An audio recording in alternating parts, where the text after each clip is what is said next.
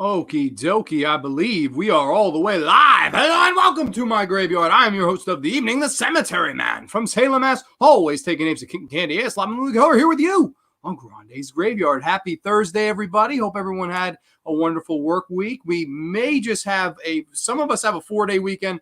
Others have a 3-day weekend. I don't need to point out who that is. I don't have to, I don't think. But I actually do know there are a couple of people off tomorrow and Monday for this Memorial Day weekend. That's pretty fire. I will be in work tomorrow, but I'm hoping it's slow because maybe some of the other companies that call us and shit like that, maybe they'll actually wise up and be closed. So I'm hoping for that much.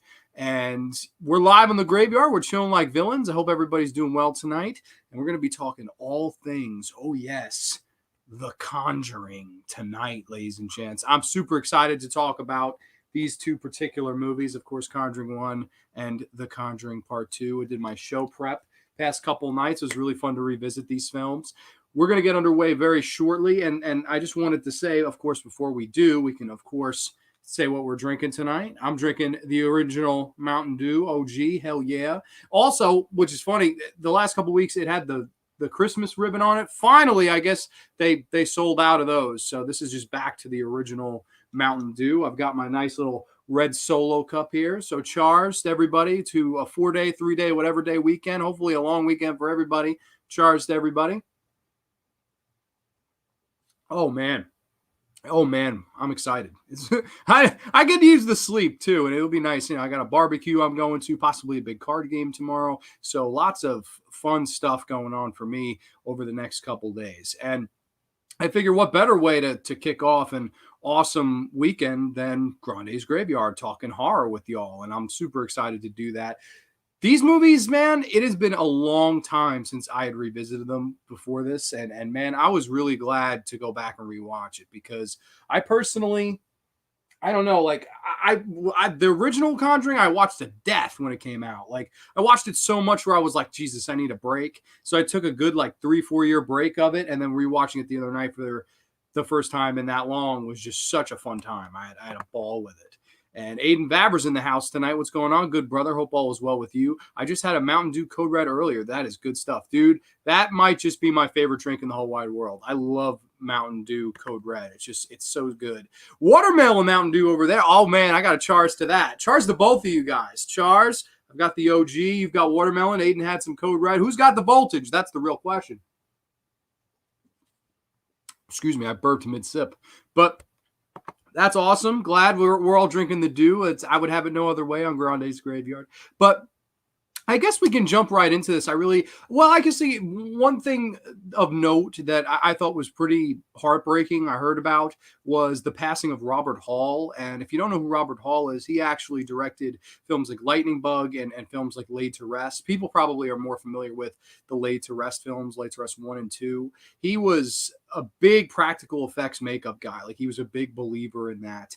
And in an era where at that time it was Adam Green's Hatchet that was getting all the publicity. I remember Laid to Rest came out and that didn't get quite as much buzz, but I remember liking it a lot more than I liked any of the Hatchet movies, at least the first one. I remember the second one being almost a little too like gory and like, and that's weird for me to say, but it had no story or plot or anything. Like that second one of that was like completely just gore. Like it was just a gore fest. And like, I don't know, there's some people that are definitely going to like that, but I definitely thought the first one was more of a well-rounded film. It was a sudden passing. So I was really saddened to hear that. Also, I do know that the aunt from the original Sleepaway Camp, she passed away I believe the same day they passed away together. I thought that was really sad because I always remember her from that movie. For some reason, that wacky Anne right at the beginning of, oh, this isn't right at all. And these giant, she had the biggest fucking hands ever. If you ever watch her, like, pay attention. She is like the most manly feature. She had a fucking Adam's apple bigger than me. Like, creepy ass lady, man. And there was something that was funny and yet scary about her at the same time. And the whole, We've always wanted a little boy, Peter. Like scary shit, man. I don't know. That lady did a great job in that. And I know she was a big stage actress for a lot of her career, and that was one of the few films that at least I remember her from. And I thought that was really a great performance in Sleepaway Camp. So rest in peace to both of them, especially Robert Hall. That was just too soon, really too soon, and a young creative guy who really harkened back to what movies of the late 70s and early 80s did with their special makeup effects. Like he wasn't a student of Tom Savini. Like it was not like Tom Savini taught him, but he came from the school of people that really took what Tom Savini did and applied it to newer films when the CGI craze was just going crazy. Robert Hall was one of those guys that said, hey, no, I'm doing practical. A lot like Ryan Nicholson, who sadly has also passed away, of course, director of Gutterballs, which is a slasher movie that I know gets a lot of hate, but I got to be honest, even though it's not the greatest movie in the world, there are aspects and elements to it I really, truly like. And I do think that it's almost a throwback to later 80s slashers where it has that goof element, it has that bad, cheesy acting, but some of the makeup effects in that, man, that's some of the best practical makeup effects you'll ever see. It's incredible stuff. Story, characters, acting, I mean, that could be a little shaky, but in what slasher film does that not the case? You know what I mean? But I don't know. Just wanted to say quickly, rest in peace to both of them. And I will even go ahead and dedicate this episode to their memory. So may they rest in peace. And I guess without that, AJ says great kills and Laid to Rest. Yes, I love the first Laid to Rest. I really, really love. I'm not positive. Is there a Blu-ray of Laid to Rest out there? I have the DVD, but I'm not positive if there's a Blu-ray of that one. That might have been right around the time where Blu-ray was just coming out. Maybe they were hesitant to release. Like, there's a lot of movies like that. Like anything Dimension Extreme released, like Inside, Frontiers, like the movies like that. I don't think they have Blu-rays in the States. At least I'm pretty sure they don't. I don't know. I could be wrong about that. If I'm wrong about that, let me know. If there's a Laid to Rest Blu-ray, I'd like to pick that up. And I'd like to give part 2 a rewatch. I probably haven't seen that in close to 10 years. And I remember it being just wacky, but I would definitely give it a rewatch for sure. But now, I guess without further ado, we can jump right into the main topic, the meat and potatoes at hand. And I am talking to you people here tonight about James Wan's film from 2013, and that is The Conjuring. Yes, The Conjuring. You're probably wondering, where the hell is the case? You could blame my damn uncle. I had my uncle borrow this from me probably over 5 years ago. I had the Blu-ray DVD combo. He took the case with the DVD. He said, here, I don't have Blu-ray. You keep the Blu-ray for now. I said, okay. He 6 years later has never given it the fuck back to me. So this is my only copy. I have it in this little like DVD bootleg slipcase cover. I don't know. It's not quite a Scream Factory or Arrow cover. I'll tell you that much. But I don't know. It gets the job done, and the Blu-ray does look fantastic. Now, a little bit background on this one. This one's pretty interesting. When I was doing my show prep, I learned a lot of things about this one that I didn't previously know, and that kind of took me off guard to the point where I was like, dang, like this is really, noteworthy stuff. So basically, the original idea for this movie started in around the mid 1990s, before I was even born. I believe 1995 was when the idea for this movie was brought up. And I could read right here. Producer Tony DeRosa Grande wrote the original treatment and titled the project The Conjuring. For nearly 14 years, he tried to get the movie made without any success. He landed a deal with the movie at Gold Circle Films, which I've never heard of, but I guess they were the production company behind The Haunting in Connecticut, and couldn't get the contract finalized, and the deal was dropped, unfortunately. So then it was batted around between 6 different studios. They were all in a bidding war to try to buy this script, and Summit Entertainment was finally the one that landed the film. And unfortunately, DeRosa and Summit couldn't conclude the transaction, and the film went into turnaround. So then New Line got their hands on it. So crazy, like hot potato with this movie. Like it was here, it was there, it was Gold Circle, it was Summit. Then it was all of a sudden it was New Line. And then they started looking for writers and directors. Of course, for the writers, they got the Hayes brothers, who actually returned to write the sequels as well. And they were then in search of a director. Now, in 2011, James Wan directed a little movie called Insidious. And Insidious was a big surprise. I don't think they ever expected Insidious to be the box office smash that it was. And it set the world on fire. I'll never forget going to the theater opening night to see the first Insidious film, packed ass theater, packed to the rafters, if you will. And people just went fucking apeshit over it. Like people, we were having fun. We were scared, grabbing onto each other, popcorn, babies flying in the fucking air, you name it. That was just a fantastic night at the theater. One of my favorite movie theater experiences ever. And part of me likes to think that maybe, just maybe, these producers and writers, they saw Insidious and said, we need that guy to direct our film. And James Wan, I don't think they could have picked a better guy to direct this movie. And here's why, because in 2004, James Wan made his big like feature debut with the original Saw. And that was a movie made for $1 million, and it spawned one of the biggest, most successful horror franchises to this day. I mean, it is one of the biggest horror franchises when you're talking about money. And then he kind of took a step back. He didn't want to be defined by torture movies. And I really respect that. And that's the thing with James Wan, where I think he was a good choice for this movie. He's a guy that tries to do something different every time out. Like the first time, okay, it was Saw, it was the torture movie, it was the mystery, the thriller aspect, if you will.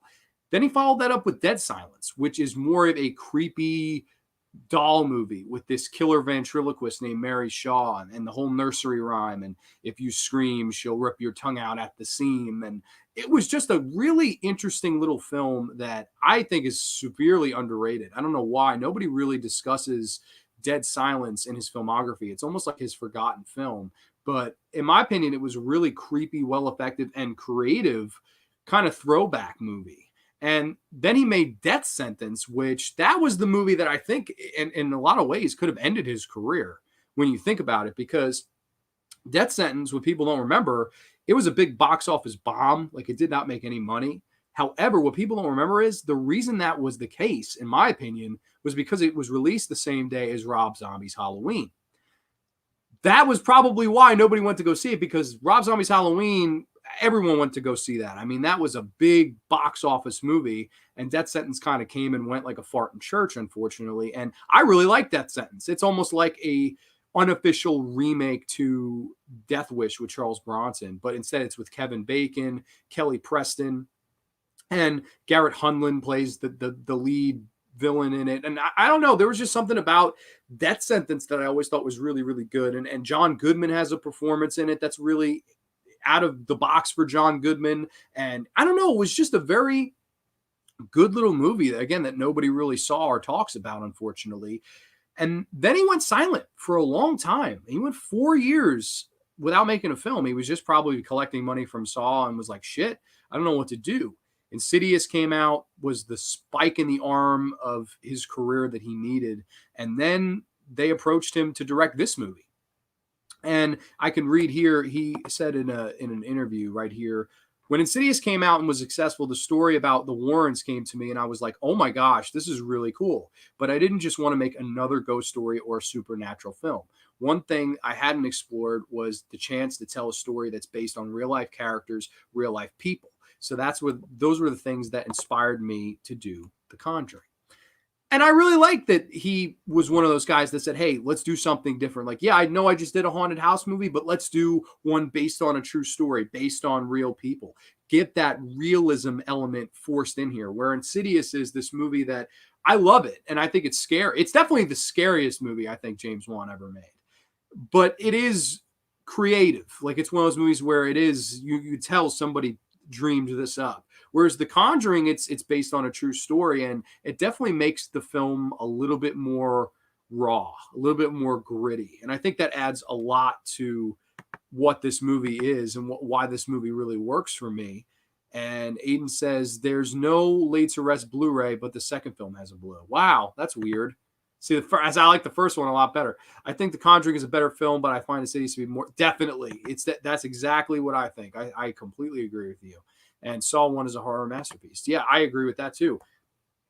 And I got to say, I'll never forget going to see this for the first time and kind of just being to myself, being like, James Wan is great. Like look at his track record. What is he going to bring with this one? And I think there comes a time for all horror filmmakers for them to kind of grow up and make that great film. that great film that goes on to define the rest of their career. With Wes Craven, he made some great films in the early part of his career, whether it be Last House on the Left, The Hills Have Eyes, Deadly Blessing. And then Elm Street was that great big film, the film that defined his career. And for James Wan, I mean, he made great films. Like I was saying, Saw, Dead Silence, Death Sentence, Insidious. Those were great films.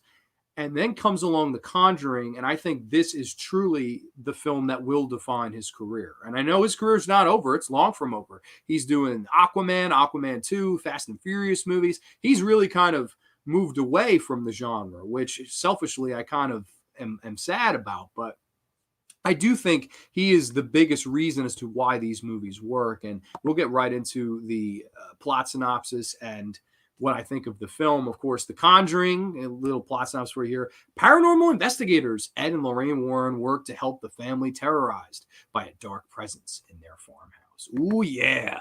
The Conjuring. Really cool movie. One of my favorite of the last 10 years for sure. And of the decade 2010s to the 2019, definitely probably in my top 5 when it comes to mainstream theatrical big budget horror films. Of course, you have Patrick Wilson and Vera Farmiga playing the Warrens. They're these paranormal investigators, and they, of course, are brought this case by Lily Taylor and Ron Livingston, of course, from Office Space, that their house that they just moved into just may be haunted. And I think right off the bat, what for me really works is the opening scene.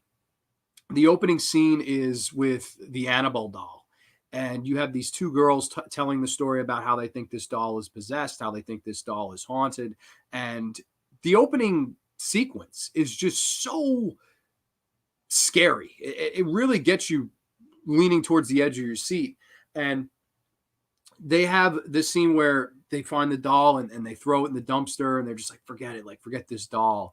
And they hear a knock at the door at night. They open the door, they're looking around, and then bam, they hear this pounding on the door inside their apartment. Scary. Again, for people who don't like boo scares, I don't think there's anybody, at least nowadays, that does the boo scare quite as good as James Wan. And I really personally like when boo scares are done well, because I think James Wan just does them well. Super well. It's incredible how well he is able to genuinely scare you with those blah scares.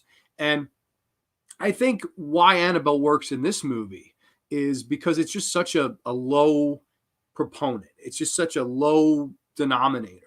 And that's what makes it scary. It's never explained the origin of this doll. It's never explained where this doll is, why this doll is the way it is. It just is. And I think that's another thing with James Wan is he lets stuff organically become scary. It doesn't always need to be explained, ABC. I think that's why that Annabelle, that opening sequence really works. And then like movies that are spin-offs of this, and we can get into those later, Annabelle and Annabelle Creation and Annabelle Comes Home, those movies kind of flounder because Annabelle was just an element. Annabelle was just a spoke on the wheel that The Conjuring was. But if you try to make a spoke and force it into a wheel, 9 times out of 10, that's not going to work. I mean, there are exceptions to every rule, but I think about it. Think about Deep Red. There's a scary, creepy doll scene in that movie. I didn't see the studio saying, hey, we got to make a movie about that fucking doll in our next film. It's a scare sequence in Deep Red. It doesn't have to be its own movie. It doesn't have to be its own trilogy. There's not enough there. It's just there for, holy shit, this is a good tone setter. I'm freaked out. Here are the opening titles. Here we go. It's a good mood setter. Just bam, we're into this. This is going to be a scary film. We're in the mood and the tone and the atmosphere of this film. And I think that James Wan, when it comes to modern day directors that understand that, I don't think anybody does it better than him. Because right then and there, I was hooked. I was into this movie. And Annabelle is not even a thing pretty much for the entire rest of the movie. That's not easy to do, to be perfectly honest. Ty Junebug Films is here. What's going on, good brother? Hope all is well with you tonight. The Conjuring is definitely some of the best modern horror. James Wan is really good director. He probably should stick to that, as he's not a very good action director. See, that's one thing.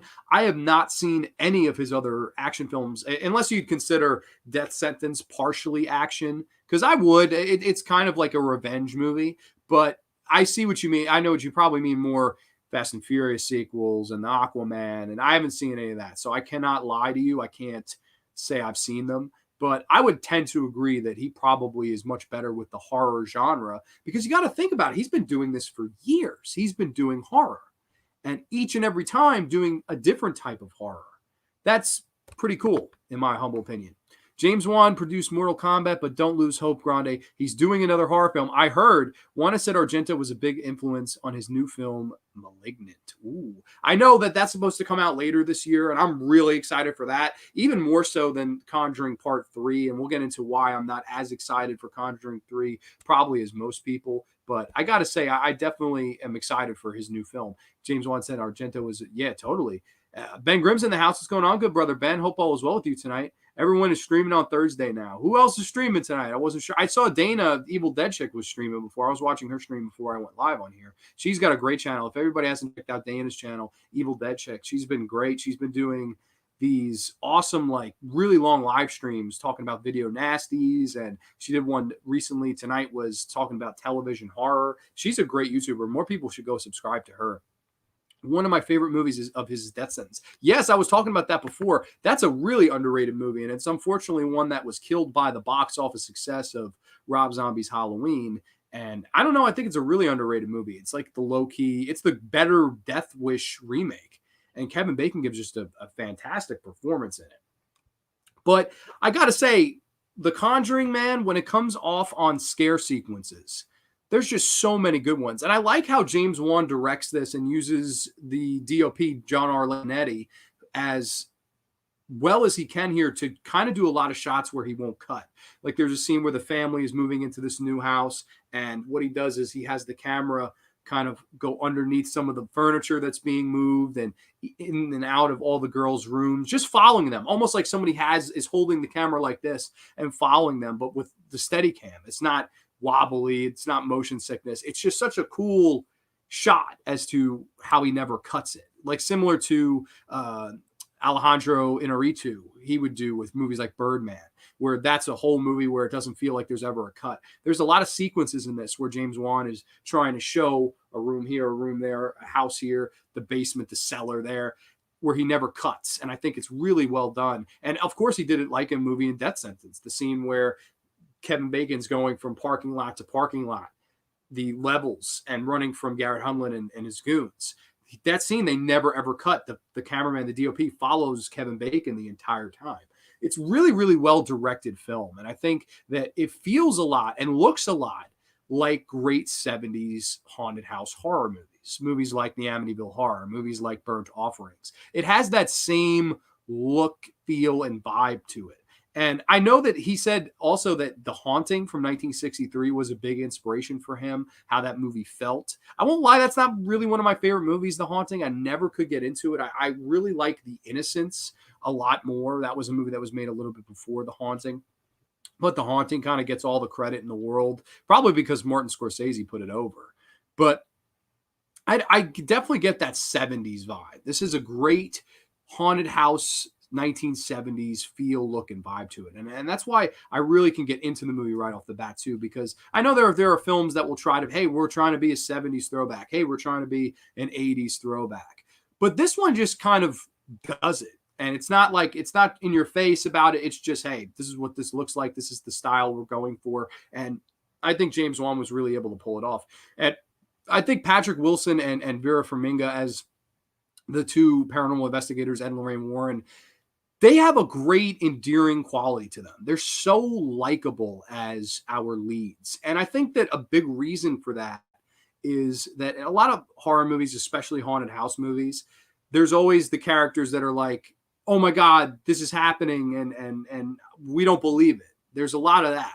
Whereas these two, they do believe it. They believe you, and they do their research and they study. And sometimes they go on some cases and they're just, somebody's pipes are making weird noises, and they'll be like, hey, we're not going to rip you off. This 9 times out of 10, the house isn't actually haunted, but they are there to believe you when the house actually is haunted. And I think that gives them a very good likability, and they're really have good chemistry with each other. I really like there's a thing that Vera Farmiga says to Patrick Wilson. She goes, "You remember what you told me on our wedding night?" And he goes, "Oh, can we do it again?" I like that. It's a funny line. And then she goes, "No, that you told us we were brought together for a reason.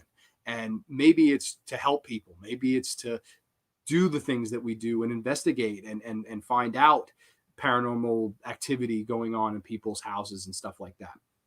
And I think they play off each other very well. And I really like the two of them together. I just think that they kind of have a magic quality together. And I think that that's what keeps people coming back to these movies is those two lead characters, because even though it's funny in the second film, the first hour, they're hardly in it, but there's again, like when they do show up, you feel safe. There's just kind of a sigh of relief there for you. And I think that speaks to their performances. They're very likable and endearing characters. And I think the family in this one is really cool. I always liked Ron Livingston. I've always loved Office Space, loved him in a little movie called Relative Strangers, one of my favorite low-key comedies of all time. And Lily Taylor, who had done quite a few movies in the late 90s. I always remember her in Rudy, as she was Rudy's initial girlfriend. I don't know why, but I always remember her in that. And they play the couple that moves into this house, and just some of the scare sequences that James Wan's able to create. There's so many good ones. Of course, there's the famous one where all the girls are playing hide and seek in the house, and the person that is the seeker has to wear this kind of blindfold, and the people that are hiding, they have to give these claps to like kind of give her a clue, because all she can really seek them is with her hearing. So they get 3 claps. You get the claps to kind of guess where they're going. Try to get a little closer. Okay, try to get a little closer. 3rd clap, you're on top of them. Of course, you've been found. Kind of cool. And then what James Wan does is, how can I use this as a scary sequence? I know we'll have the mother and the kid play. And the mother and the kid, she has the mother spin around a few times, the blindfold. She's clapping, and it kind of leads the mother down to the cellar.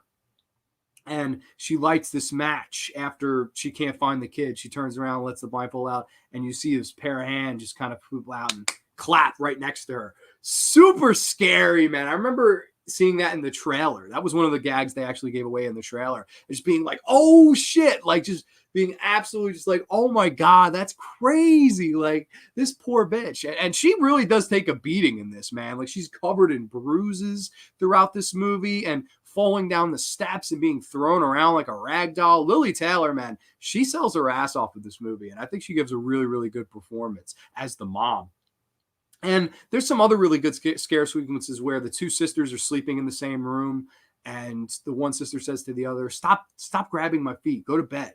And the other one goes, I'm not grabbing your feet, I'm over here. Like, what are you talking about, bitch? And she goes, stop grabbing my feet, you know what I'm talking about. And the other girl's like, I'm not doing shit. And then you see all of a sudden this like invisible force pull one girl down the bed. Really scary. Like we were just like, oh my gosh, like holy shit. And then there's this one scene where the one girl, she's sleepwalking and she keeps banging her head against the dresser, and they kind of move her and they're like, what the hell? Why are you trying to get in there? And they kind of turn around and there's this like demon thing on the top of the dresser, and it just jumps down and starts attacking one of the girls. And it's really fun how James Wan kind of builds the tension, but also has some payoff without having to show gore or killing anybody off. That's the thing with this movie too that's really notable. This is an R-rated horror film. However, there's hardly any cursing. There's no sex. There's no nudity. There's no real gore. Maybe one scene of gore. This movie, and they explain this, the MPAA explained this, this movie is solely rated R based on how terrifying it is. Sequences of terror. That is why this is rated R. And that's astounding when you think about it. Like usually it's, oh, you can't show that, you can't show this, oh, you can't say that, you can't say this. This movie is, all right, you didn't do any of those things, but this is going to have to be the exception to the rule because this is so fucking scary that no 13-year-old should go in and see this by themselves. If that's not the kind of Medal of Honor or the blue ribbon or whatever you want to be called from the MPAA, I don't know what is. This film is so effectively scary and well done that and has none of that stuff that we ban, and we're still going to ban it from being PG-13. Just amazing. I really, really like that And I like that he was able to be effective without showing all these things. And like, if you think about it, Dead Silence is not really a gory film. The first Saw, compared to the other ones, is not as graphic or over the top. James Wan is not really one to go over the top with gore and kills. He's really one more to prey on tension and atmosphere. And I think that it's really done perfectly in this movie. I really like all the scare sequences. And then, of course, Patrick Wilson and Vera Farmiga, they kind of go into the house, they start investigating, and they basically come to the realization that this woman years and years ago that was a relative of someone from the Salem witch trials was hung by this big tree, this big giant willow tree outside, which, believe it or not, they created for this movie. They actually built that fucking tree, which that blew my mind when I read it. I thought that was a real tree. No, they actually took the time to build a 50-foot tree for the production of this movie. And I thought it was incredible looking. There's this great scene where Patrick Wilson is standing by the tree, and Vera Farmiga kind of looks, and she could see these visions, and she sees the woman hanging there right behind Patrick Wilson. A really cool visual scene. And there's also these great haunted house gags where, oh, every night at 3:07 the clock stops. That's when she hanged. And like, it has all those tropes in it, and at the same time is still able to be effective in and of itself. That's the thing. Like, a lot of times you'll watch a movie like this and go, oh, that's an Amityville homage. Oh, that's this, that's that. Does it look like Amityville? Sure. Does it feel a little bit like Burnt Offerings? Sure. But at the end of the day, I think it's able to be entertaining on its own 2 feet without me going, oh, well, what about this movie? And that's a thing. Another thing that a lot of films nowadays, I think, sorely miss that. Like, when I watch House of the Devil, which is a movie I think is a little overrated personally, I get a lot of Rosemary's Baby vibes. I get a lot of Repulsion vibes. And I think it's genuinely a movie that's a throwback film that reminds me of other films that are better. Whereas this is a throwback film that fits right in with those movies as being a great movie. That's the difference for me here. And I think that, again, I mean, I know I sound like probably a broken record, but I think that the reason for that is James Wan. Because James Wan got it. James Wan is a phenomenal directing talent. And I really do think this is the movie where he shines brighter than ever. And there's these great scenes. There's a great exorcism scene towards the end where Lily Taylor, she gets possessed and they have to kind of try to perform the exorcism themselves. They put this white sheet over her face and they try to tie her up. And of course, you have this great visual of her spitting up blood inside that's probably the only gore shot in the entire movie, with this white sheet around her, all this gore kind of spreading around. Very, again, a very intense visual scene. And there's a scene where she's trying to murder one of her kids and they're all telling her to fight it. The husband's telling her to fight it, and the Warrens are. And I like that Vera Farmiga says, remember the good times. Remember, there's this picture of them like on the beach, their whole family. She goes, remember that day. Remember how much these kids mean to you, how much your husband means to you. Remember the good times and fight it. Fight for your soul. And I just think that this movie had a nice little heart to it. And whereas a lot of movies, they go for the general scares, and sometimes that heart and all that stuff, it's kind of left behind. This movie, I think at the end of the day, does have a really good heart to it. I like the family. I like the investigators. There's just everybody in this movie is very likable. There's also these 2 side characters that are like act as the paranormal ghost investigator people. They have very minor roles in the film, but for what they have to do, they do a good job. I like the scene where the girls are all talking in the living room and they're looking around and trying to figure out how to set up the house.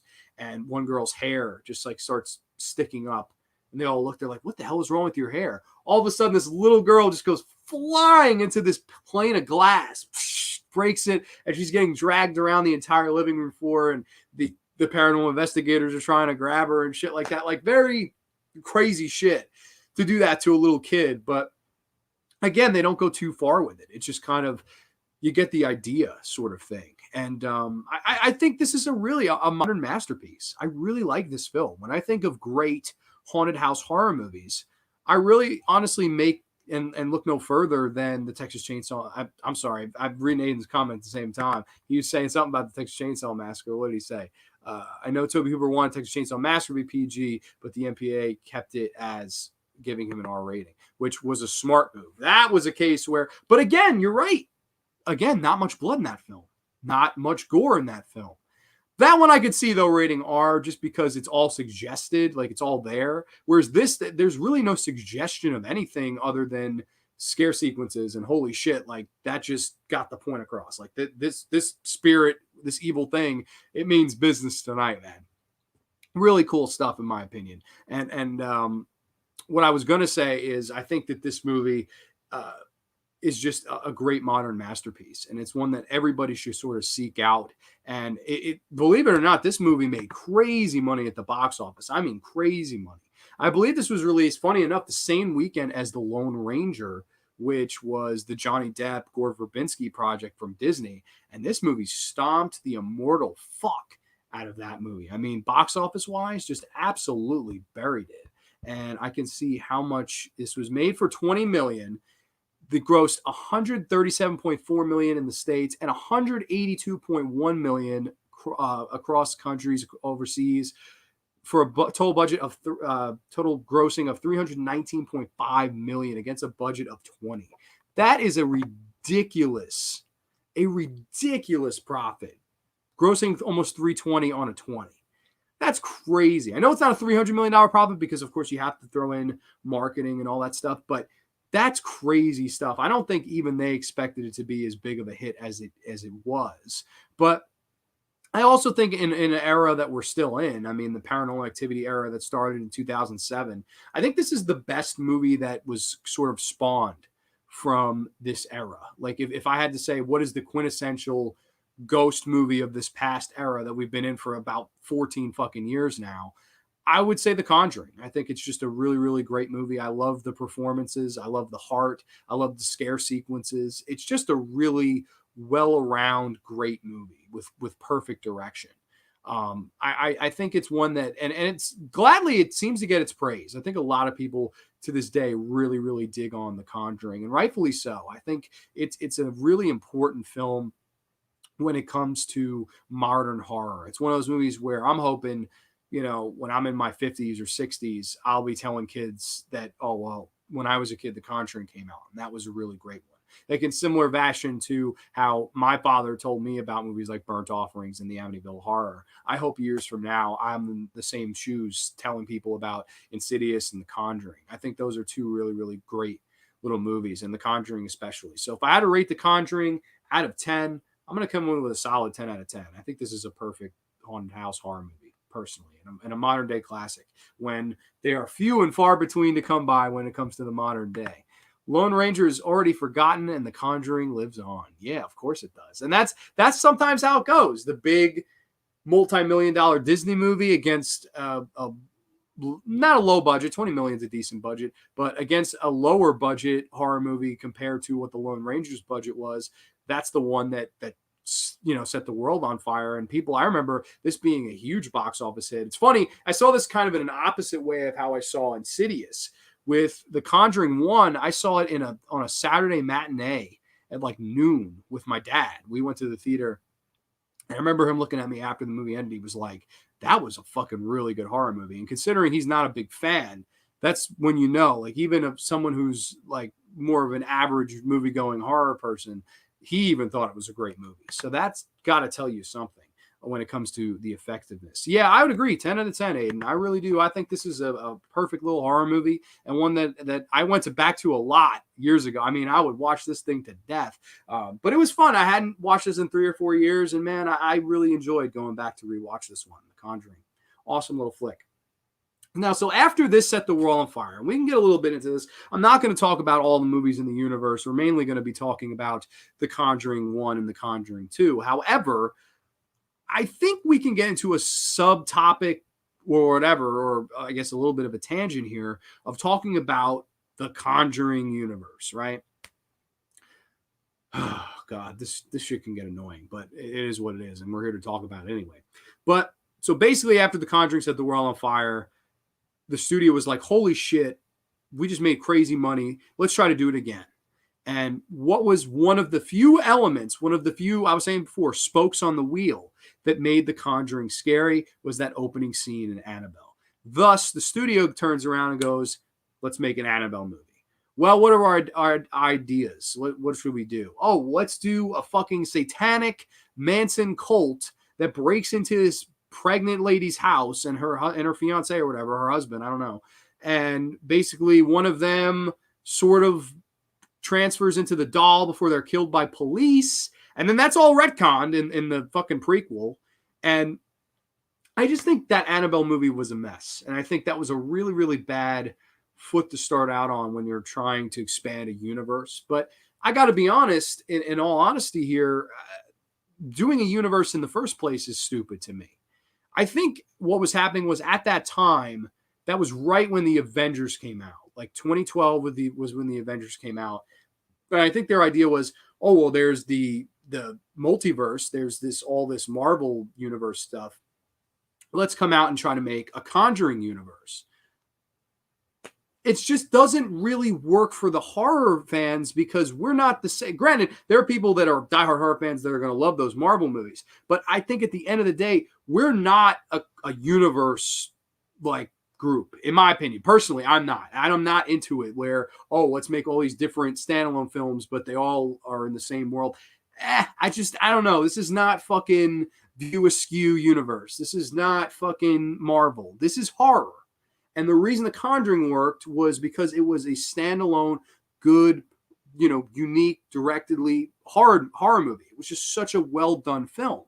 And if you want to make a sequel, that's cool. Let's make a sequel. But let's not make something that was such a venial thing in the first movie and try to give it its own movie. It's so forced at that point. And that's why that Annabelle movie fell flat for me. And of course, yes, Aiden mentions the director, John R. Leonetti, who I agree is a great cinematographer, but man, as a filmmaker, yeah, I got to agree. And it's weird because his cinematography work is great, but Mortal Kombat Annihilation, and then his first movie directing-wise after turns out to be Annabelle, and unfortunately, Annabelle kind of falls flat, and I think it ruins the whole idea to make a universe out of this. And now, of course, I know I could read some of the movies here.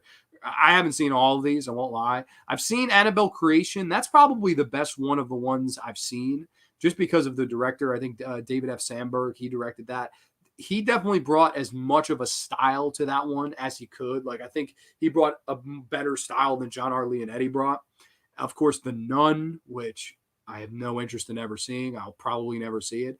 The Curse of La Llorona, which average to below average, really. I mean, nothing great. And then Annabelle Comes Home, which I have not seen. I've not seen that one. The first Annabelle was enough for me. Like, I was like, holy shit. And then the prequel where they retconned most of it and then tried to connect it. I was like, nah, this is a fucking mess. Like, directing wise, that Annabelle prequel was probably the best thing other than the Conjuring movies in that universe.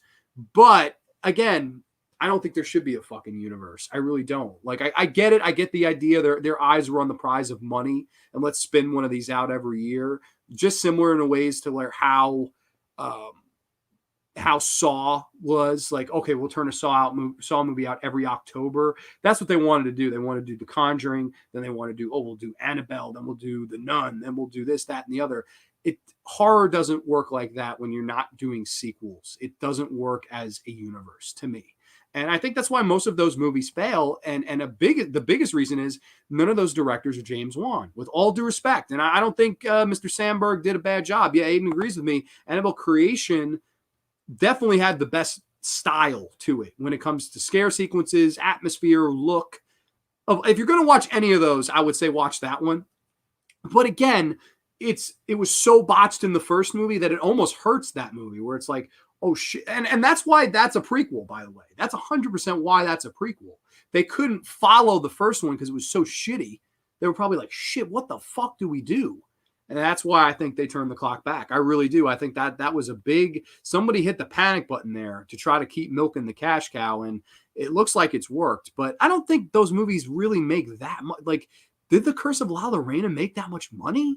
Like, wouldn't that just kill the idea to do that whole universe in the first place. Like, even in the Marvel verse, you still have movies that weren't known establishments by the public eye, like Guardians of the Galaxy and Ant-Man and shit like that. Like, that stuff still made money. So I don't know. I just think that's the difference too. Like, whereas the Conjuring movies are really well done, these other movies, man, they're not as well directed. They're not as good stylistically or substance wise, even.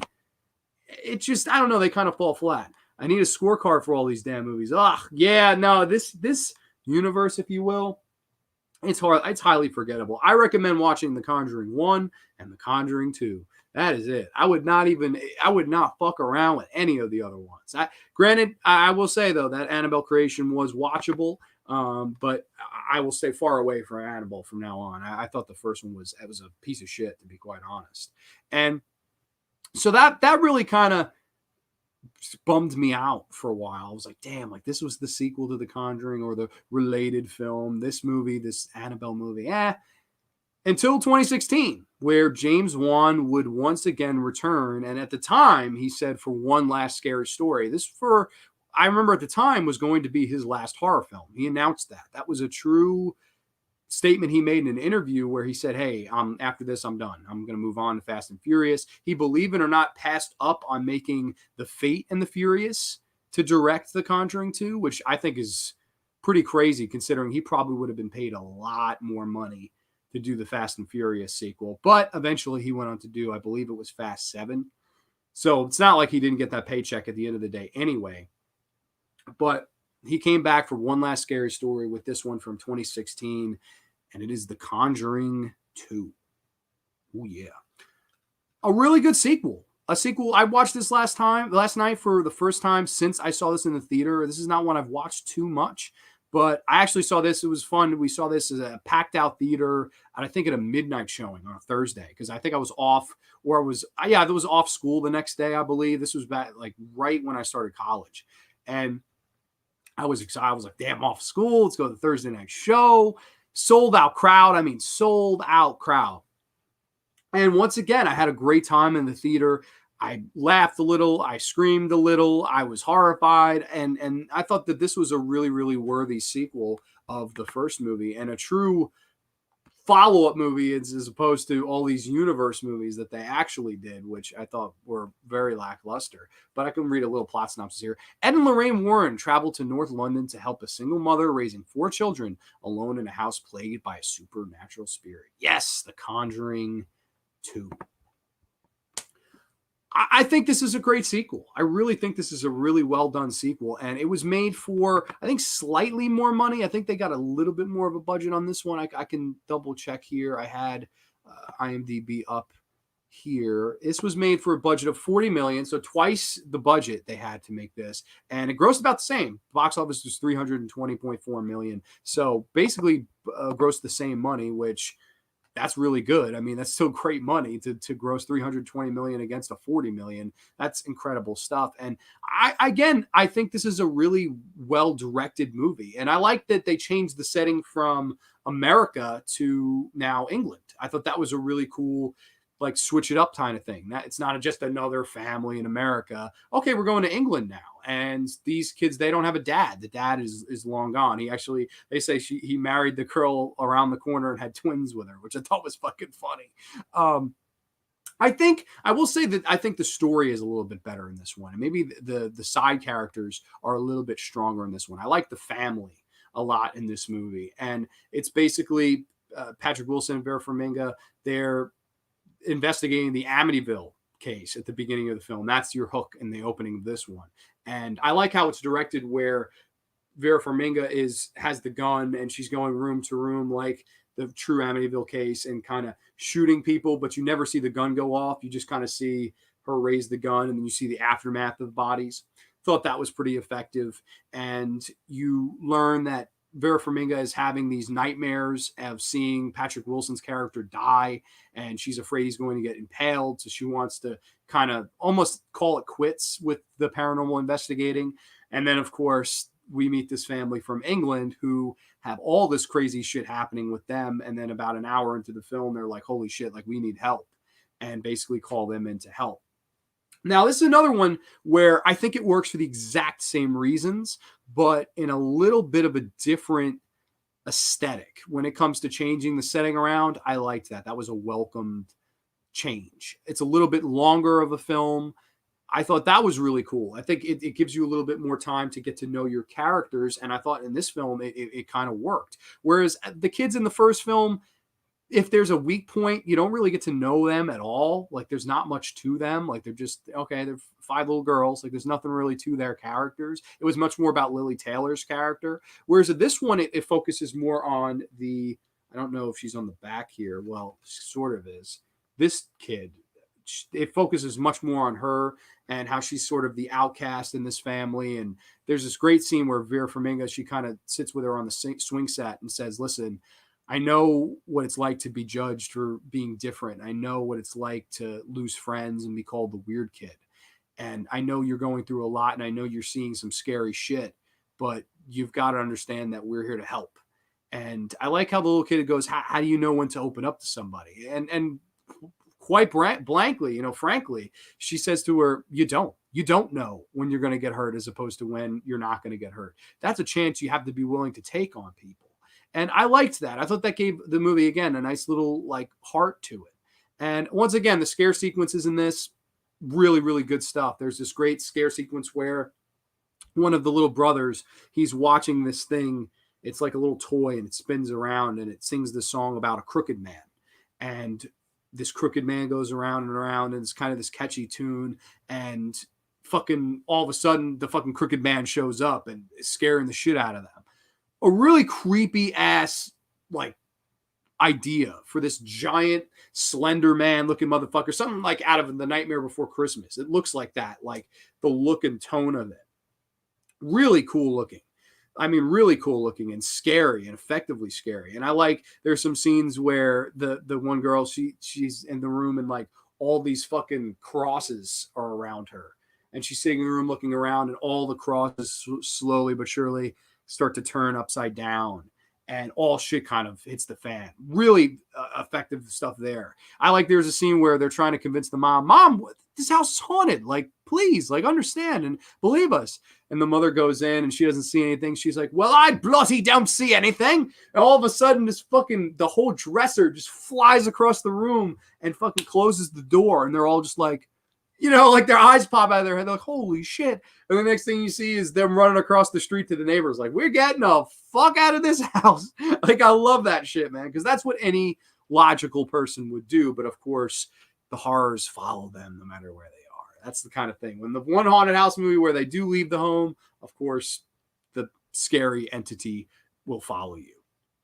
I think there's these really cool scenes where the one little girl, she stays home from school. She's watching she's watching the television and she's watching Monty Python and the Holy Grail. And she's watching that, sitting there, drinking her drink, laughing, having a good time. All of a sudden the channel changes and it changes to like the Queen or whatever. And she's like, what the fuck? Like, I don't want to watch this. She changes it back and all of a sudden it changes again. And she's like, what in the hell? She goes up to the TV and hits the button on the TV to change it. And then the kind of screen goes staticky and she kind of hits it. And she looks and there's like a reflection of an old man sitting in the chair with the remote. And she looks and the remote drops. And I remember in the theater, everybody went, oh shit. Like, what the fuck? Like, look at that old man sitting there. Just crazy. Like, these were great movies to see with a crowd. And funny enough, well, I guess this isn't funny. This is actually pretty sad, but it's a sort of something that's cool to put on a resume, I would say, where somebody went to go see this film, I believe the opening week it was released, and had a heart attack and died while watching The Conjuring 2. So, and apparently because it scared him so bad. Now, granted, I don't know if that is the case, but apparently he did die in the theater while watching The Conjuring 2 of a heart attack. So it, in a lot of ways, the press was like, oh, Conjuring 2 scares a man to death. Pretty crazy shit, but I don't know, pretty cool at the same time. Like something to be like, oh yeah, my film was so scary, he'll kill the man. Like something for James Wan to kind of put on his resume. Granted, it's not one that you'd be uber proud of or brag about, but I remember when that article came out being like, holy shit, like, did this startle somebody so bad that they fucking actually had their heart stop beating? Like, Just crazy shit. But I remember the crowd going fucking crazy for this, man. We were having a good ass time in the theater that night. I'll never forget it. And once again, it's just one of those movies where it does and takes what the original did right when it comes with the direction and the scare sequences. But I think it upped it a little bit in the character development. I really like some of the characters in this. And I like that there's a scene where they're talking about the little brother that gets bullied at school. And Patrick Wilson says, hey, I know that bullies sometimes bully you, and you guys all stand up for him. And that's a really good thing for siblings to do for each other. However, now this entity is bullying your sister. And just like how we protect you at school, we've got to stand up for her against this entity. And they all kind of sit around together, and he plays the old Elvis Presley song on a guitar, Can't Help But Falling in Love with You. A wise man say. Really cool little fun scene where he kind of says, hey, before we get into all this scary stuff, and it's going to be scary, I'm not going to bullshit you and tell you it's not. Let's all be on the same page. Let's all be tranquil.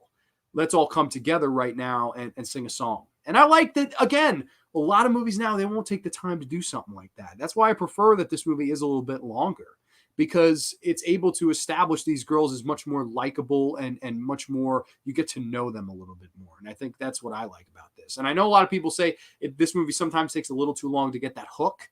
And that could be a thing. Personally, I didn't have a problem with that. I liked spending more time with these characters and getting to know them more. It made me care more personally. We got a couple comments here. Aiden says, I know Nate prefers the second film over the original. I think it's a damn good sequel, and there are some great scares in that film. I think it's a really good sequel. I don't know if I'd say, part of me likes the story better in this one, and some of the scare sequences are just as effective. It's close, man. I would say the finale of the first film is a little bit superior to this.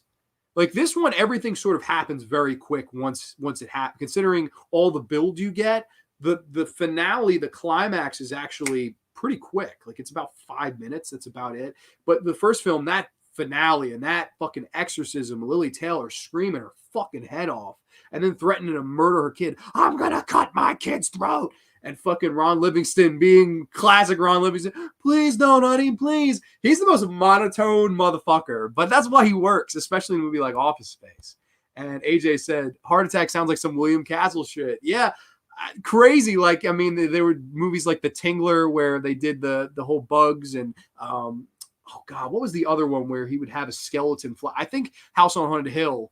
At the end, he'd have an actual skeleton come down from the rafters and scare the shit out of people. I love William Castle. I love directors that aren't afraid to use gags, because at the end of the day, we're out to the theater to have a good time and to get the shit scared out of us. And while James Wan doesn't have skeletons coming down from the rafters, that would be pretty impossible to do in today's age. And somebody would probably end up getting sued.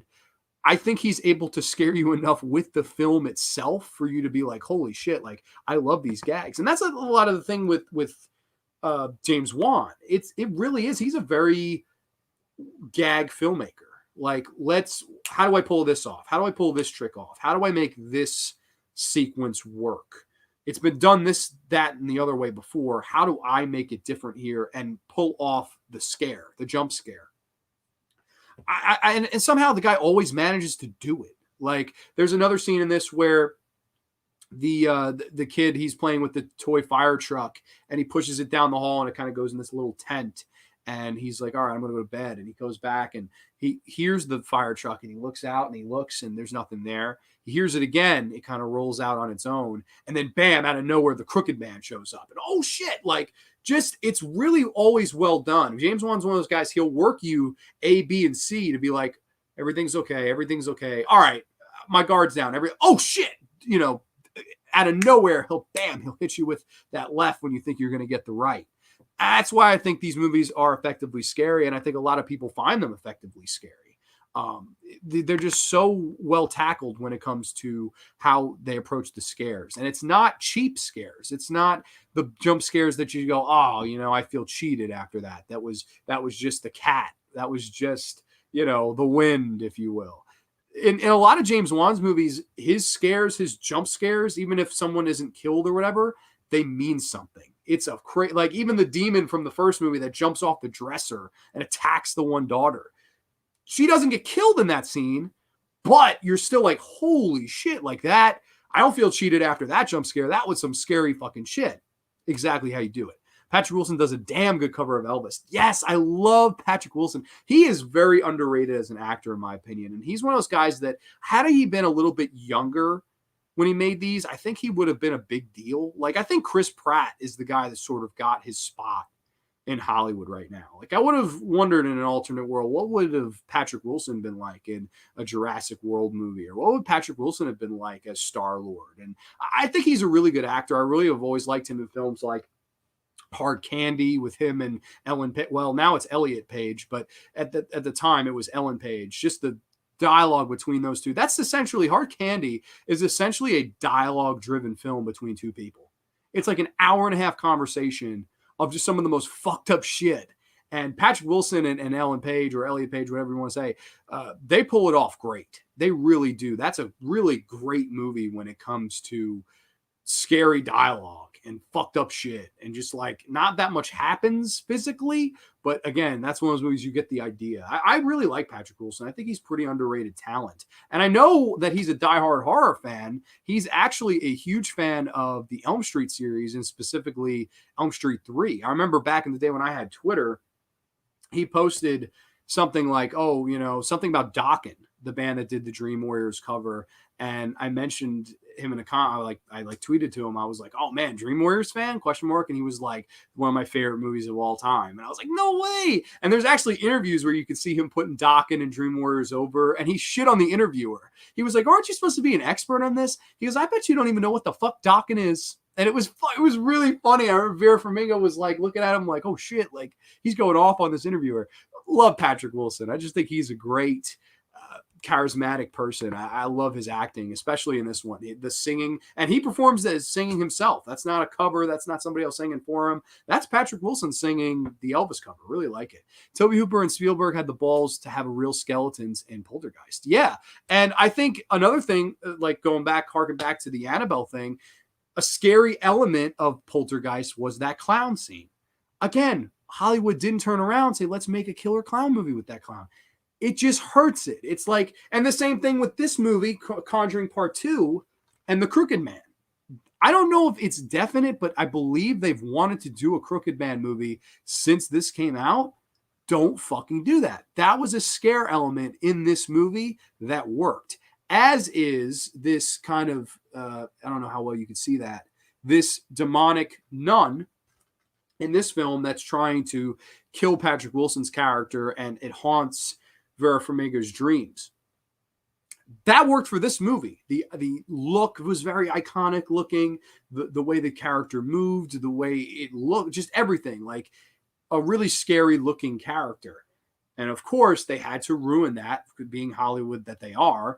Let's make a nun movie. What was her backstory? How did she become this fucking thing? Nobody gives a shit how she became this thing. It doesn't fucking matter. That's not why it worked. It worked because it was organic and we didn't know what the fuck her backstory was. It was just a scary visual that was coming at this bitch's throat. Same with The Crooked Man. Same with Annabelle. These things work as elements, as details. They don't fucking work as the meat and potatoes most of the time. And I know there's an exception to every rule. I mean, hey, think about it. The original Friday the 13th, Jason really was that gag at the end, the detail at the end of, oh shit, that jump scare. And then, of course, you make the real film about him, and then the biggest horror franchise ever, arguably, is I get it. There's an exception to every rule. But here, it's just so forced. It's like, oh, that James Wan thing that he did, oh man, that was really cool. Let's do something with that. It's almost like they see the greatness that James Wan gives them. And then they're like, they pick something like, oh, that scared the shit out of me. Let's get another lesser filmmaker to make that movie. And then they move on without him, and then they'll still give him producer money because they're blatantly ripping him off. And then that's it. Like, it's just that's why that universe, it just kind of makes me throw my arms up in the air. I'm like, well, what are we doing here? It just seems like same shit, different day, unless it is the main Conjuring series. I know Patrick Wilson likes Tobe Hooper's The Sandlot. Yeah, the Sandlot. Toby Hooper's Salem's Lot. Yes, he does. He's a big horror fan, and I thought it was cool to interact with him back when I had Twitter. He was a really, really cool person to interact with, just like cool. Like, and he would talk to anybody. He was not like one of those celebrities where I'll never answer you. He was one of those celebrities where if he talked about something he was interested in, he was down to talk. And I know he's also a diehard Mets fan too. So shout out to Mr. Patrick Wilson. I really like him as an actor. And of course, you have another really cool scene where they're interviewing the daughter who's possessed by this old man that she was watching before. And the gimmick is they want her to drink a glass of water, hold the water in her mouth, and then see if the entity is talking. And they kind of hint that maybe this will be a hoax this time. Maybe this isn't a real paranormal activity event. And of course it is, like, and you know it is. I don't know really why they go on for that for so long. Maybe to just sort of give a little bit of doubt in the back of the viewer's mind, but you know it's not going to be a hoax. Like, that would just be a really poor twist, in my opinion. But I like how she's kind of sitting there, and the way James Wan directs it is he has Patrick Wilson's face in the reflection, and then you just see this kind of figure, like this shadow of an old man talking, and you hear the whole origin story of him and how he died in the chair and stuff like that. Just really creepy shit. And every time I watch it, I'm like, damn, that's pretty fucking creepy, man. I don't know. Like, this just kind of makes your skin crawl. And it's well done. And then the finale, I like the finale. The finale is basically where the one daughter, she becomes possessed finally, and she's about to like fall off their house onto this kind of spike. And Patrick Wilson goes in to save her. And then, of course, Vera Farmiga's like, oh my gosh, my vision, you're going to die. And she has to step up and save him and find out the name of the demon that is trying to kill them all. And I don't know. I think while the finale is a little bit rushed, I won't lie, I do think it's a little, for the time the movie takes to set up, it kind of just goes, all right, wrap this up. Like, it's a little bit quick at the end. I got to say, though, that I think that this is a really good and worthy sequel. And I think that in a lot of ways, this was not a needed movie, but at the end of the day, a movie that I think really worked. And if this was, granted at the time it was supposed to be, James Wan's one last scary story to tell us all, I think he ended on a high note. And I think that what a better way to end your horror career than a movie like this, a sequel to a movie that set the world on fire. And then he did it again with this movie and same characters and just a different story this time. And I thought he did a really good job. Now, am I excited for Malignant? Absolutely. I'm excited for anything James Wan puts out, because if there's anything you can do and say about the guy, it's number one, he's original. He's never made a remake. He's never made anything that was fucking, other than movies like Death Sentence and The Conjuring, which was based on a true story, that wasn't really his. Like, Saw is completely different from Dead Silence, and Dead Silence is completely different from Death Sentence, and Insidious is completely different from that. And like each time he kind of wanted to do something different. And that's why I really appreciate him as a filmmaker. And I hope that Malignant is a big deal. And I hope that maybe it's just the movie that will move us along in the genre, because we all know it's been a long time since that's happened. And I don't know, part of me hopes that's the case. But again, if it's another paranormal film, I don't know if that's going to happen. It's kind of one of those up in the air things. And now people are really excited about The Conjuring Part 3, The Conjuring, The Devil Made Me Do It. And I got to say, I'm not as excited as here. They've replaced the writers, the Hayes brothers, and they've replaced the director, James Wan, with Michael Chaves, I believe his name is. The only thing else mainstream-wise he's directed was The Curse of La Llorona. And going off, judging from that, that was a pretty dull film, pretty dull little horror film. So if that's your track record, I don't see how I would be that excited for this newest Conjuring film. Sure, Patrick Wilson and Vera Farmiga are coming back, and we all love them. They're endearing characters. But I think at the same time, there's only so much they're going to be able to do. Like, if the story's not there, they may not have that much to work with. And if the direction, which I think is the main reason the Conjuring 1 and the Conjuring 2 work, it's James Wan.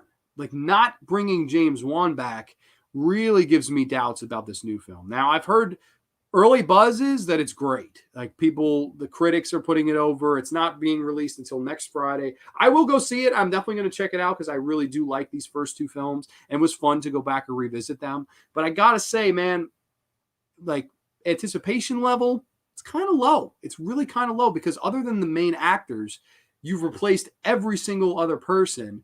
This movie was sitting on a shelf for a year because of COVID. And I don't know, just part of me is just like, I don't know, was it really necessary to make a third film?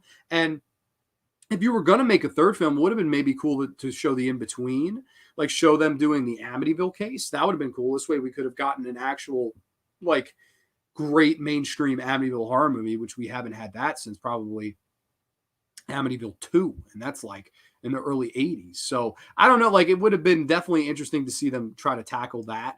But at the same time, I will definitely go see it. I'll give it a shot. I like the first two movies that much. But at the end of the day, don't be surprised if this third one is a letdown. Because the main thing, and I mean, I love Patrick Wilson, Vera Farmiga. I love the writing. I think the characters are well written. I think the stories are well told. The main thing it's missing is the main ingredient himself, and that's James Wan. So I'm a little bit skeptical, but I'm definitely going to go into this open mind and give it a chance. But I'm not going in as excited as a lot of other people. I mean, people are shitting their pants about it. I'm not going to do anything until I go see it and see it for myself. I'll be honest, the trailer did not impress me. I thought it looked rather pedestrian, but we're going to see. I don't know. Maybe I'm wrong. Maybe it will be a really good movie. Hopefully it will be a really good movie. I'm praying. The writers wrote Orphan, so maybe The Conjuring 3 could be decent, so I have a little hope. Yeah, no, I have a little hope too, and I'm not trying to sound hopeless, but I definitely am not as excited as the rest of the community seems to be. Like, I'm excited. I'll be there. I'm going to go see it, but am I going to free? Oh my God, it's going to be great. Like, no, that's just not. I'm not one of the marks with shit like that. I'm just not. Like, this is like, that's what happened with that Spiral movie. And like, no problem if anyone liked it. It seemed like most people liked it. But like, I know a lot of fucking people that just were like, oh, saw another Saw movie and like went to the theater like going crazy, like just because of what it was, instead of just going in and being like, all right, cool, I'm gonna go see this for what it is and use my brain and shit. Like a lot of people, I feel like they're blinded by fucking fandom sometimes. And it's just like, take it the fuck easy, man. Like, I don't know. Like, I just think a lot of people just like really, they're just like, oh man, I'm gonna be hyped about this before it even, like, pump the brakes. Pump the fucking brakes. Am I hyped about Malignant, James Wan? 100%, man. I'm excited. But again, like, hit the brakes a little bit, guys. Hit the fucking brakes, because I don't know. It's funny to me. Like, that Spiral, I did not realize how fucking starved people were for another Saw movie. And the same thing with, which I know I saw Aiden's Facebook post. Aiden loved it. The Army of the Dead. I did not fucking realize how starved the community was for zombie movie. Like, had no clue. Like, the day that came out, the amount of messages, texts, instant message, like amount of people that reached out to me and were like, holy shit, did you see this? Are you going to watch this? Was like staggering. I was like, holy shit. Like, like, is this all you all wanted? Like, did y'all really want a zombie film this bad? Like, why the hell didn't they do it sooner? It makes me wonder, kind of thing. But again, that's the one thing I was talking about with Nate on a past stream is how hungry fans are. Like, whether it be for a Conjuring movie or a new zombie movie or a fucking Saw movie, they're all like really fucking starving and desperately so. And sometimes they'll put these movies over no matter what. And like, it's just like, part of me is like, man, like, again, like I was saying before, pump the fucking brakes. Like, take it the fuck easy, man. But I have yet to see that, so I can't really give my 2 cents. I've heard it was great. I've heard it was terrible. I've heard a lot of in between. But I will definitely be giving that a watch sometime down the road. I know Mr. Vavra probably recommends it. I think he watched it a bunch of times and really put the movie over. And I respect his opinion when it comes to zombie movies. So I probably would think similar to him. I mean, we agree on a lot of movies. But once again, I won't judge it till I see it. If I think it's shit, I'll come out here and tell you it's shit. But yeah, like, it's just, I don't know. I just never realized how much people were hurting and wanting for that next big zombie movie or anything. Like, when it comes to paranormal, Saw, it's just crazy how much people are starving. And like, it really, the genre now more than ever, I will go out on a limb and say that, needs the shot in the arm, needs that movie that could just move us along. And like, while I love The Conjuring and The Conjuring 2, and those movies had decent budgets, like 20 million and then 40 million. Why not try to take a $40 million budget and make another type of horror film? Like, why doesn't it seems like they take those movies and they're just like, all right, make another paranormal movie. Let's capitalize on that success. Let's capitalize on the Paranormal Activity success again and again and again. Take a $40 million budget, make a slasher film. Take a $40 million budget, make a zombie film. Take a $40 million budget and make something that we haven't seen in a while. Like an exploitation film. I would go gaga. I haven't seen a great exploitation film in a while. Probably Hobo with a Shotgun was the last great exploitation film I saw. That was almost 10 years ago. Like why not give the budget to something like that? Like and don't get me wrong, these are well-made films. These are great haunted house movies, and I highly recommend them. But at the end of the day, like that seems to be the only movies that get the green light or the budget if it's not already an established entity. Like no slasher's getting a $40 million budget unless it's starring Michael Myers. No fucking zombie movie is going to get that big of a budget unless it's directed by somebody like Zack Snyder or something like that. AJ says, I'll probably just keep watching my old shit. Dude, I don't blame you, man. I would do the same thing most of the time. But I won't lie, man. Like I'm kind of with these people where I'm starving too. Where is the next big thing? It's about fucking time somebody made something that moves along the genre. Like it's just time. It really is. It's been too long of being in these paranormal movies. And there's no disrespect to them, but it's time. Like let's move on. Let's test some new water. Or maybe that was awesome despite its flaws. It was nice to see Zack Snyder return to the genre after the Dawn of the Dead remake. Yeah, that's right. Which I am a big fan of the Dawn of the Dead remake. I would love to hear your thoughts on Army, and if you give it a bad review, I won't hate on you, man. I swear some people got mad for people not liking Army. I'm not. I never ever would I get mad at somebody for liking a film that I dislike or vice versa. I don't ever get like that. That's just not me. Like everyone's entitled to their opinion. But again, like I'm also always honest, and I think sometimes that can rub people the wrong way. Like, and I'll give you a perfect example. I remember when this came out, I put this over. I remember telling people that's a great horror movie. That's a great horror movie. And most people that saw it agreed that it was a great horror movie.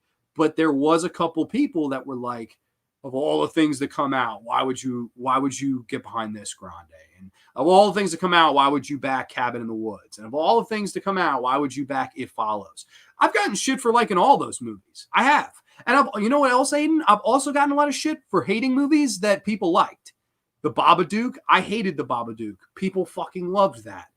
Hereditary, to this day, I think it's one of the most worthless pieces of shit movies.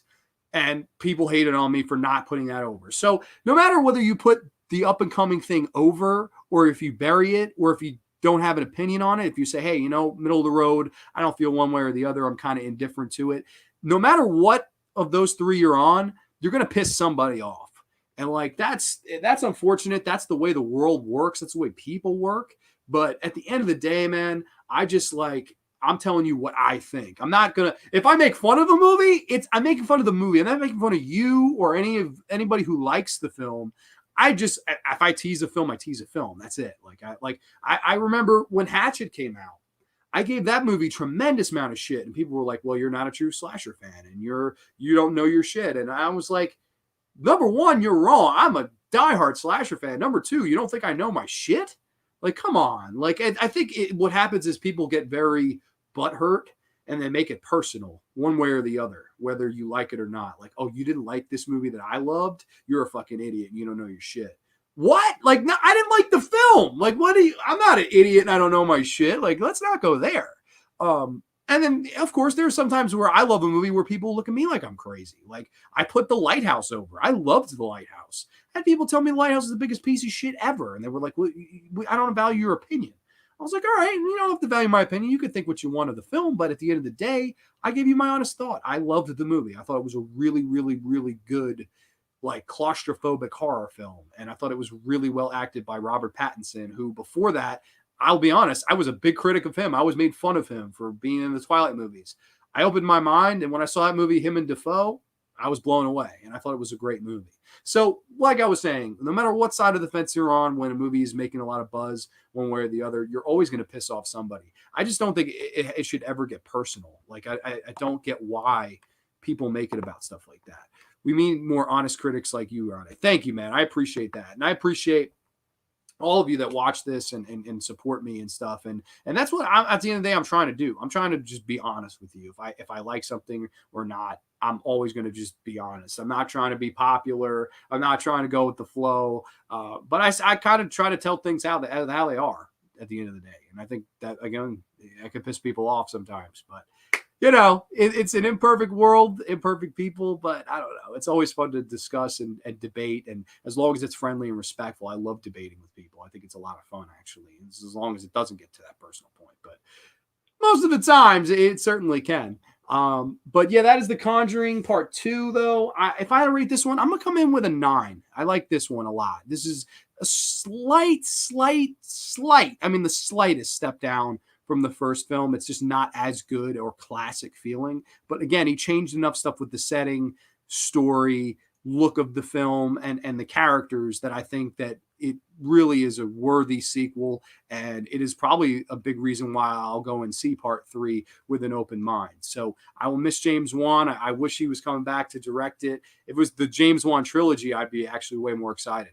But for now, I'm really cool with these 2 movies, and I highly recommend. I don't know if AJ's still here, but AJ, if you've seen this, or if you haven't, these are 2 that I recommend highly. If you're a fan of the Amityville Horror, if you're a fan of Burnt Offerings, these are 2 really, really great haunted house horror movies that harken back to what the 70s and 80s did with great haunted house movies. And I look no further than these 2. Really, really good stuff.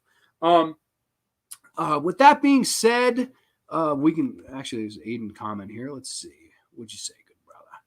The world would be a boring place. Everyone agreed on one thing, different opinions. Yes, it does. I totally agree with that. I think that's the fun. Like, there's never going to be someone who agrees with everything on you. Like, every now and again, like, there's some really like great movies, in my opinion, that just get shit, and that's unfortunate. But I mean, it is what it is at the end of the day. Like, I'm one of those guys. I put The Woods over like crazy. Like, I love The Woods. Bucky McKee's The Woods with Agnes Bruckner. I love that movie. I think that's a fucking classic. Like, nobody ever met. Like, it's like, and I mentioned to somebody, they're like, "Oh, it was forgettable," and I barely remember. I saw it once. But I'm always like, "Shit, man! Like, why am I the only one that loves this?" It happens, but I guess that's one different opinion that kind of makes it interesting. Like, I see that movie as a really good modern day gem, when others just kind of overlook it, and then vice versa. There's sometimes where a movie gets really popular, and I think not much of it. It happens. It happens both ways. But without further ado, we could wrap this up here. Unless anybody else has any more comments that they'd like to ask, or any horror talk that you guys would want to get into. But yeah, no, I had a good time talking about these and revisiting these movies. This was a really fun couple of movies to revisit and go back to. And they still are genuinely scary to this day, in my humble opinion. They really still can get under your skin. And I think that this new one, I'm hoping that they learn from the scare sequences in this. But at the end of the day, I don't know if you can really be James Wan. The only person that could do James Wan is James Wan. And it's hard to kind of imitate a master at what he's masterful at. There's only those that can really try. But I guess, paying homage is this most sincere form of flattery. And I think that Michael Chaves will try. He will try his best to be as James Wan, but there's only one. There's only one Wan, and I think that in a lot of ways, this new movie will probably lack something without him being there. But we will see. I'm going to go see it next week. I'll get good friends with fellow YouTuber Mr. Mark. I forget his damn. He doesn't really upload too many videos, but we have plans to go see it next week. So I'm excited to see him. I haven't seen him in a while. We definitely have a lot of catching up to do. I haven't seen him since COVID. I actually had him on for the Twilight Zone episode. We had a really, really fun night talking about all things Twilight Zone. That was in the studio. And it's funny, the last time I went to see a mainstream theatrical movie that wasn't an old school movie in the theaters, because I saw School of Rock a few months ago. That was a lot of fun. But before COVID hit, I saw The Lodge and Sonic the Hedgehog in the same weekend, and I went with him to see Sonic. So he's the last person I saw a newly released movie in the theater with. And of course, the next newly released theater movie I'll see will be with him. So cheers to you, Mr. Mark. Definitely excited to see him and hit the movies again. It's been far too long. But Okay, it doesn't look like anybody else wants to talk about anything. At least I don't think. So I just wanted to say thank you to everybody that joined tonight. This was a really, really fun stream as always. Love talking all things horror with y'all. Next week, I have an idea to do an episode called Worst Firsts, where I discuss movies that spawned a franchise, but I don't like the original one. And that should be fun because there's a lot of those, actually, believe it or not, that I feel that way about. And I think it would be fun to be like, hey, I can't believe this is a franchise. And I think the first one has this problem, that problem. And then some cases where I think the sequels actually learn from the mistakes of the original. So I feel like Worst First will be a fun show to do. That's like my plan right now. Also planning to have my good buddy, the diabolical Darren Burrows, on the show. He's been doing shows with his good buddy Barry on the channel Stalk and Talk. So I was thinking of possibly being able to get them on for a stream. I was in the talks with them to do a show. So hopefully Elm Street Warrior may be coming back on the channel sometime in June, my good buddy Brandon. So we've got a lot of people that want to be guests. So hopefully we get all those accomplished. Granted, none of that's set in stone, but I'm hoping to have all of them on. So hopefully that all works out and we can go from there. And for now, the Worst First looks like it's going to be for next week. So hopefully that'll be a fun ass show. Nice. I will definitely catch that episode. Thank you, man. I appreciate it. You were here the whole time. So cheers to you and Mr. Zetro. And I don't know. This was, I don't know how many people were in the graveyard tonight. Didn't look as too many as last week, but not a problem. Not a problem at all. If you miss me live, always catch me later. That's what I'm saying. But all right, without further ado, we will call it a night here. Thank you all for watching. Thanks for the support. Too sweet, peace, and we will catch you next week only on the Graveyard.